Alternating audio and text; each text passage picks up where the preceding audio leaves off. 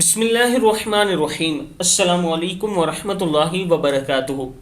Abid channel की तरफ से आज मैं अपने दोस्तों को रसूलुल्लाह सल्लल्लाहु अलैहि वआलिहि वसल्लम का एक फरमान बताऊंगा।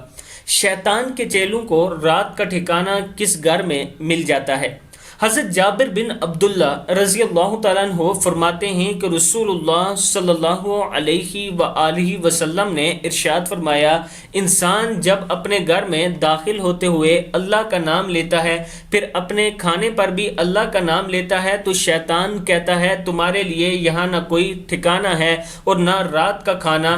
हाँ, जब इंसान घर में दाखिल होते वक्त अल्लाह का नाम नहीं लेता तो शैतान कहता है तुम्हारी रात का ठिकाना मिल गया, और जब खाने पर भी अल्लाह का नाम नहीं लेता तो शैतान कहता है तुमने रात के ठिकाने के साथ खाना भी पा लिया। अबू दाऊद की हदीस है।